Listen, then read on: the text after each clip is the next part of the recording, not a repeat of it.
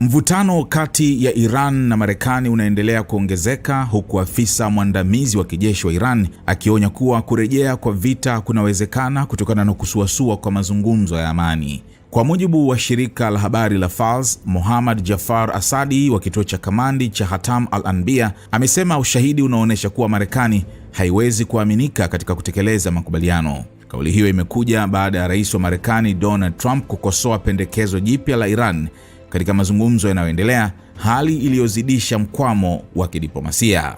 Wakati huo huo, Washington imeidhinisha mauzo ya silaha yenye thamani ya zaidi ya dola bilioni 8.6 kwa washirika wake wa Mashariki ya Kati, wakiwemo Israel, Qatar, Kuwait na UAE.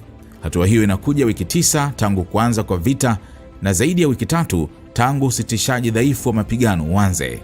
Aidha, vita hivyo vinaendelea kuathiri uwezo wa kijeshi wa Marekani, huku Washington ikizionya nchi washirika wa Ulaya ikiwemo Uingereza, Poland, Lithuania na Estonia kujiandaa na ucheleweshaji wa upatikanaji wa silaha kutokana na kupungua kwa akiba. Awali, maafisa wa Marekani walikuwa tayari wamewaarifu washirika wao wa Ulaya kuwa baadhi ya usafirishaji wa silaha uliokubaliwa unaweza kuchelewa kutokana na mahitaji makubwa yaliyosababishwa na vita dhidi ya Iran.